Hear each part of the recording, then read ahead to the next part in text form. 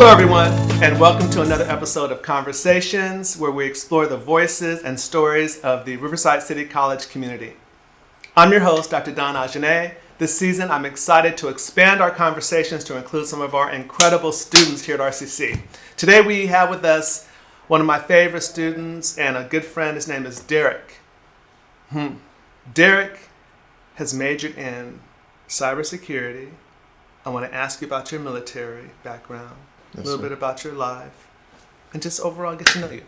Yes, sir. All right. So before we dive in to bigger topics, why don't you tell our audience a little bit about yourself? Yes, sir. So coming out of high school, I joined the Air Force. I did about 6 years. I deployed to 11 European countries, 13 African. Wow. Yes, sir. And then when I came out, I was looking for a job, and I landed a correctional gig in San Diego. It was federal. And then I knew that I needed a change. It was too many hours. I had a daughter, and I wanted a better life for her, and I wanted to spend more time with her. That's nice. Tell us about your Air Force experience. Why did you choose Air Force over the other branches, and what enriched you in that experience? So joining the Air Force was, it was a last minute decision, to be honest. For real? I was going to do the Army, and I just started looking at the pages in the book, and I saw just a bunch of myself. So in the Army and the Marine books, there's more people that are minorities in these books. Okay. So I said, well, I want to challenge the status quo, right? So then I go to the Air Force, and I see that there isn't a lot of people who look like me. And I'm like, I want to be in one of those pathways. I want to be the change. I want to go somewhere where there's not a lot of me. Okay. And see how far I can get. Test the waters. Yeah. That's good. Okay, so in that experience, what were some of the challenges that you faced?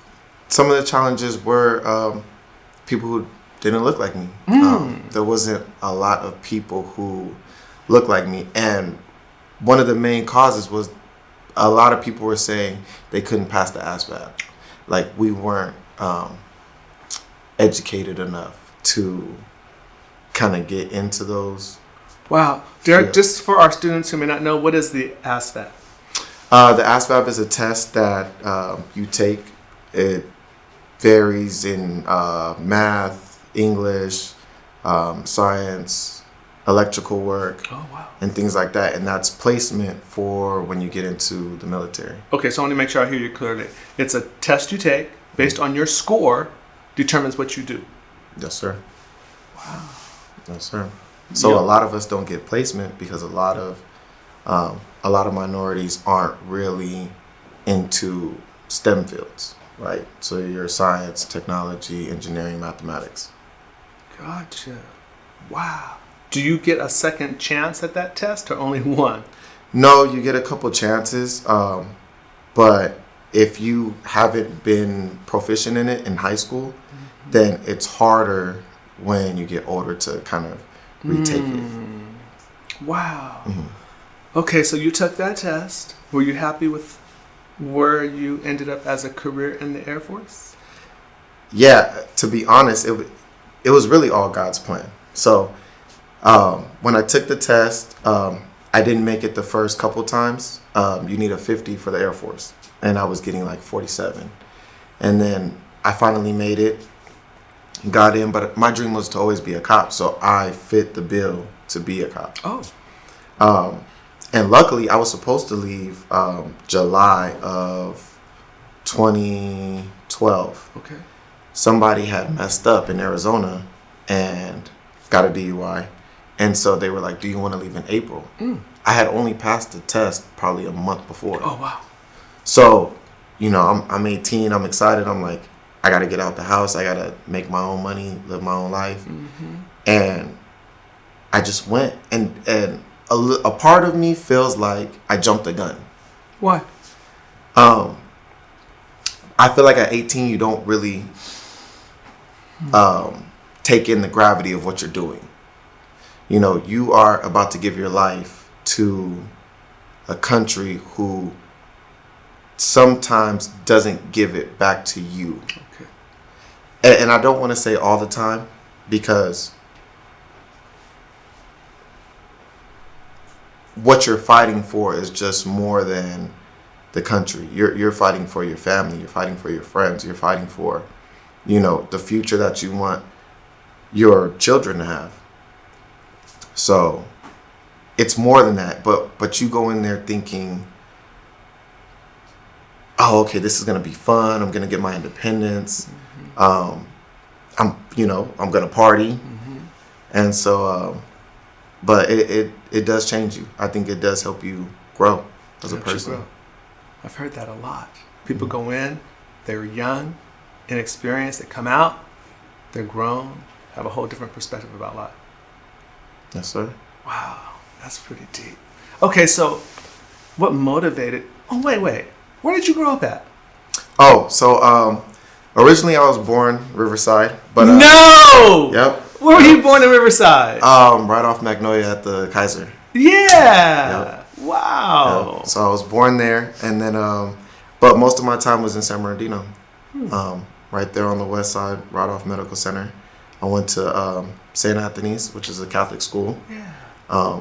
And then I went to a Christian school called Bloomington Christian, and then I ended up going to high school in Fontana at Kaiser. At Kaiser. Okay. Awesome. So I was born at March Air Force Base. Oh, really? When they had a hospital. Okay. Back in the day. That's cool. All right. So tell us, what motivations were involved in you choosing to come here to Riverside City College? I think the programs. Riverside has a lot of programs that do benefit a lot of the students here. We have one of the best nursing programs, one of the best cosmetology programs, and specifically for me, I was looking around, and RCC has the only cyber defense degree that I could find. So yeah, it's recognized by the federal government. So I think cybersecurity is one of our top areas, like you said, along with nursing and cosmetology. That's awesome. Okay, so what drew you? Because you mentioned when you first entered the Air Force, you wanted to be a police officer. Yes, sir. And then you became a correctional officer. So what led you to choose cyber? So when I was exiting the Air Force, I had a friend, and he was doing cyber. Oh. And he always told me, he's like, you're smart enough. You should just try to do cyber. And I was like, no, I really want to do this cop thing. Maybe it's going to be different on the outside. And there were some challenges on the outside that I think are even more so than in the military when it comes to being a police officer. But while I was in the correctional field, there was a IT person of my color, and I just asked him, how did you get this? I don't see a lot of us in spaces like this. And he said, it's really hard. And he kind of discouraged me. Really? And this is somebody that, looks like me. That's disappointing. Yeah, so whenever I hear something like that, I know, okay, I should go do it. Let me see if it's really that hard. Okay. I'm kind of I like to test the waters. Okay. Yeah. So I stayed at the correctional job for a little bit, and then I just knew it was time to go. I just didn't like some of the practices that are going on in our jail system. Understood. And so I didn't know I had a cousin also in cybersecurity. You do? I do. They work for the federal government, and they live in Washington, D.C. For real? Yes, sir. That's beautiful. And they're doing it. So you spoke to your cousin, and what did he or she say to you that motivated you? So it's two. They're brothers. Oh. And he told me, he said, go. Go and do it. We do so much on our phones and computers anyway. He's like, it's not too far off from that. If you're connecting things to your PlayStation and you're doing gaming, and he's like, it's not far off. So I said, okay. And then he said, go back to school, go get a degree. He said, because when you get a degree, then you're not really doing the grunt work, you're doing more of approvals. Okay. He's like, of course you want to do the lower level stuff first, to get your, your footing. But he's like, the sky's the limit with this. May I ask how old that cousin is? He's younger than me, so I'm 31. Well, gonna be 31 on Thursday. On Thursday. Happy early birthday. Thank you. So he's 20. One is 28. The other one is either 29 or 30 this year. Wow. So they went right in. Right in. Good for them. That's fantastic. Okay, so now that you've been in school a little bit, you've had some family members in the industry. What do you think? Are you happy with the choice that you made? I'm very happy with the choice that I made. It's not as hard as I thought it was going to be. And I'm glad that I have the support system that I have here at school and at home. I think that's very important. When you say support systems, get specific for us. Okay. So I have a team of students. So it's myself, my friend Jose, and my friend Zane. And there's a couple other people that are contributing factors, but that is my core team. It's beautiful. Oh, and Miss Stacy. And y'all support each other and help each other and push each other to get through this. Yes, sir. Oh, I love it. So tell me a little bit about how you're involved on campus and your academic journey. Okay. So for one, I'm a part of the Emoja program. I'm a member. A lot of people get a misconception that it's just a Black student union, and we accept all cultures, all races, all sexualities, nationalities. And what we do for the community is we just give them a sense of, we kind of provide ethnic studies when ethnic studies aren't really being fully explained. Okay. Right. And we do projects in the community. We did a beach cleanup. We go to historically Black colleges, and I think that is something that everybody should do. Get into the history of why there are historically Black colleges, separate from PWIs. People don't know what PWIs are. It's predominantly white institutions. And we just do a lot of soul searching, a lot of, we have a men's group, we have a women's group, and we are trying to, I'm going to say, better mold the young people of today. Better mold the young people of today. That's beautiful. All right, so what challenges have you encountered as a student here at RCC, and how have you overcome them? I think a couple of the challenges that I've personally faced are, as you know, this institution has faculty and staff that are predominantly white and Hispanic. And sometimes I feel that when I go to certain staff, not all, but certain ones, I feel like I'm getting a disservice. I've seen it where I could be in the same class as somebody. I'm wanting the same opportunity as them, and maybe after class or sometimes in class, somebody else is being told an opportunity that I wish would be open to everyone in the class to make that decision. Instead of, oh, hey, you should do this because this will make you look good. Or this will get you a apprenticeship or internship if you do this. Wow. I think that's a whole topic we need to have a complete episode on. The challenges a student face as it relates to faculty biases. I think we'll do that. Thank you. Maybe I'll have a panel. I'll include you in that panel. Yes, sir. So what did you do to overcome those? I got with people who took teachers who they said are more inclusive. Okay. I buckled down on what I need to do to graduate. I kind of steered my path. I stayed in groups where I'm getting told the right information and not dwelling on the wrong information. That's powerful. I think you need to look in the camera and re-say that so all the students hear what you just said. Okay. Well, now I forgot. How did you overcome those challenges? What did you do? Oh man, I can't think of it now. That's all right. So you were briefly talking about how you started talking to people to find out who were the better teachers to take. Mm-hmm. You surrounded yourself with individuals like you mentioned earlier who would support you on this journey, and then you started to seek out additional mentors and individuals who could guide you.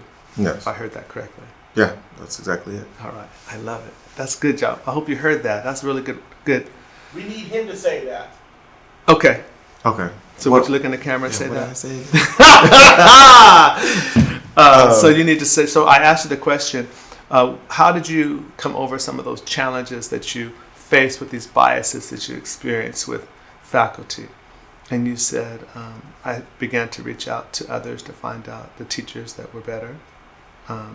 I surrounded myself with individuals who could help and support me. And you can also mention, Umoja, how that helped you and things like that. I like that last line that I said. I don't remember either.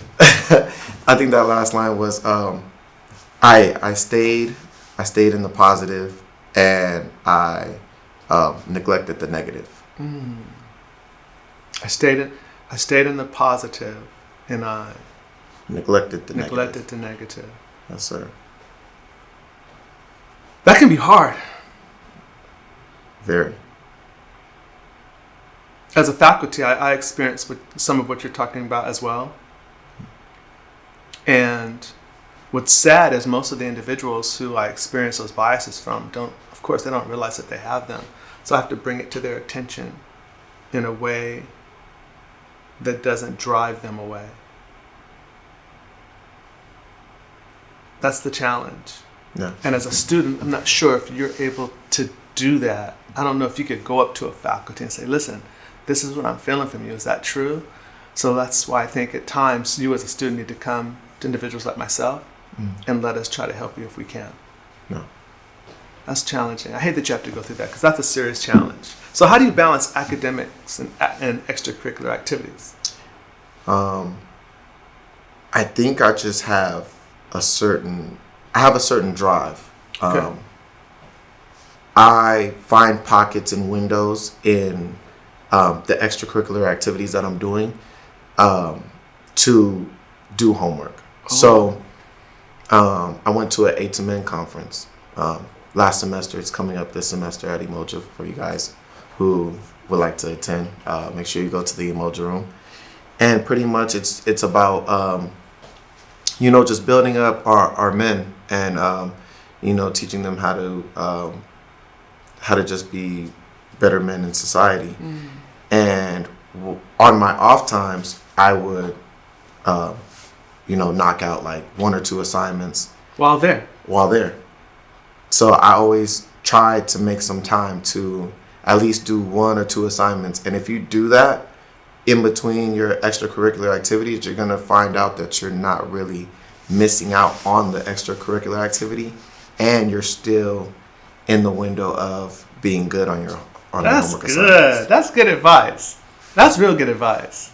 Wow. Because I do the same thing. I'm very busy, and I do like to have fun, but I will mix my work and my schooling and my studying and my grading in the fun. So if I'm at a conference, I'm grading in between sessions. If I'm at a workshop during the break, I maybe pull out and do some own personal work. So I like that philosophy. That's good. Nice. All right.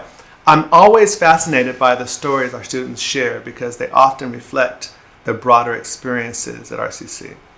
In your opinion, what do you think is special about being a student at Riverside City College? What's special is RCC really makes you a person of excellence. You may not come here and, how can I put it? You may not come here and feel excellent at the beginning stages. You may feel, weary and how can I put it? You may feel a sense of, is this the right thing for me? But I promise you, if you keep on in your classes, you join these engagement centers, and you stay on top of your work, you're going to leave here with a certain level of excellence that you can take in a professional field or transfer to a 4-year. But you're going to have a certain type of work ethic. You're going to have a certain type of professionalism, and you're going to be a different person. That's rich. I like it. So what is RCC, or how has RCC played its role in your personal or academic life? As I said before, I think it makes me a better person. I feel like when I came here, I only did a couple classes, and I didn't understand the flow of college. Me going from high school straight to the military, then to corrections, and then now dumping all that and then going back to school. It was really challenging, and I feel that me coming here and the support systems that are here, and just some of these professors that really are engaged in who you are, really helped me personally and academically. Oh, wow. On that topic, who have been mentors or professors who've made a significant impact in your life? Just you can give them a thank you right now so they hear you. Okay. I want to give a special thank you to Dr. Timberlake. That's one of the counselors that's really kept me on the straight and narrow for me to get my degree. I want to thank Dean Woods, Miss Dean Woods now. VP Woods. VP Woods. I want to thank Ms. Vivian at the VRC. Yeah. She's also one that steered me in the right path. Now, VRC, they may not know what that means. Oh, VRC is the Veterans Resource Center. So for all the veterans, please go see Ms. Vivian.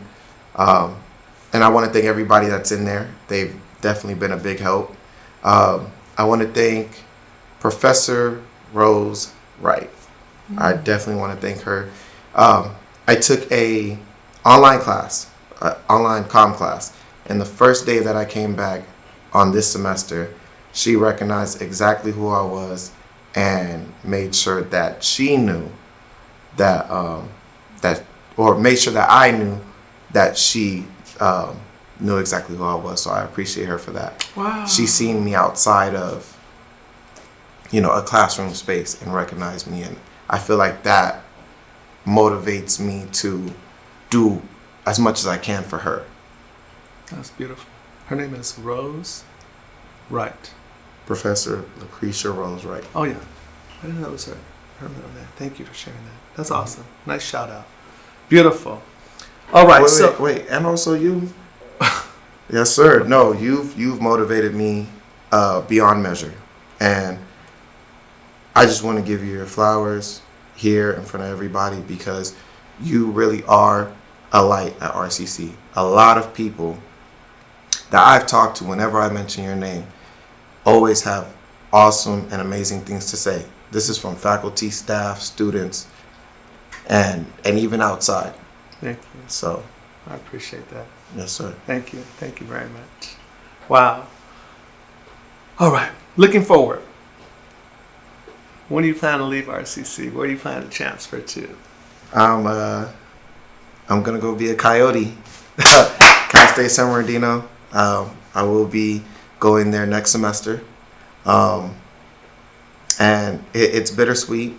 I will be leaving here a little early, and but I do want to make sure that when I leave here, that I'm leaving something where somebody who is in my same situation, doesn't have to be my same color, nationality, in my same sexuality group or anything like that. I want somebody who is willing to learn, who wants a different life for themselves at whatever age possible, that they can come here, get in a STEM major, and make it happen for themselves. Oh, I love it. So it sounds like you'd be willing to mentor a few students who are new to our cyber program. And look, any student that wants to come up to me, I'm Derek Redmon. I'm usually at the CTE building. You can come talk to me, and teachers, classes, the way you want to structure it, and we'll get you on the right path to your degree. That's beautiful. So what are your long-term goals? I know you want to transfer. And what's after that? So after that, I don't know if I want to work for the feds per se, but I think I want to do like a private company. Something probably like Disney has some opportunities I'm already looking into. And with Disney, you can go anywhere around the world with them. There's a couple companies in Dubai. There's some in Germany that I'm looking at. So I think I want to go in the private sector. Cyber in the private sector. Yes, sir. Love it. Disney. That's beautiful. I love it. All right. So what advice would you give to incoming students or those looking to follow a similar path as yours? I would say hit the ground running. Make sure you know what you want to do. And if you're unsure, make sure that you just start knocking out your general ed classes if you're unsure. Try not to do classes with a lot of paper. All in one go. So if you're going to take an English class, don't take an English history and sociology. That's just too many papers in one go. Yeah. But I would say get with somebody who is probably on their second year and see what teachers they took, see how did they structure their EduNav, and also make sure that you look at the academic review, because some counselors will try to kind of veer you off your path, because their idea, I'm not going to say that it's on purpose, but their idea is, from what you say, may be this path, but it's better to keep your degree broad, because like for the cybersecurity sector, like that's just one entity out of all of IT. So just kind of keep something broad, and then when you want to hone in, when you actually know what you want to do, then go into like a concentration, I would say. That's beautiful. That's wisdom. You just shared some real good wisdom for students. I hope y'all heard that. That's good wisdom. Okay, so before we wrap this up, is there anything you'd like to share with our viewers, with our students, with our community that would be beneficial? I would say get into an engagement center, get with some like-minded people as yourself, build a community, build some friends, and get mentorship. Find somebody who you idolize and get some mentorship from them. I would also say get around people that are in your best benefit. That's because right. if you don't, come on, if you don't get with people who are in your best benefit, how are you going to benefit others? That's right. Because you're not going to know. I always tell people, sometimes when you're in college, you got to let people go. If they're not pushing you forward, they're pulling you back. Yes, sir. That's good wisdom. Thank you for being on our show as our first student. Yes, sir. On our show. And I think we've been doing this for over a year now. So thank you. Really appreciate that. You brought a lot of wisdom, insight, and encouragement to our students. And thank you all for joining us. If you enjoyed this show and you like it, please subscribe and share it with your friends. We want this to get out to everyone that's on this campus and in our community. We hope you find it inspirational. Next time, I'm going to bring another guest. I'm not going to tell you who it is. It's not confirmed yet, but I think I know who it is. I'm going to alternate between someone in the community and a student in our community, just to give you a different perspective. So listen, thank you for joining us. Again, my name is Dr. Don Ajane. And be well, stay curious, and continue to grow. Thank you for being here.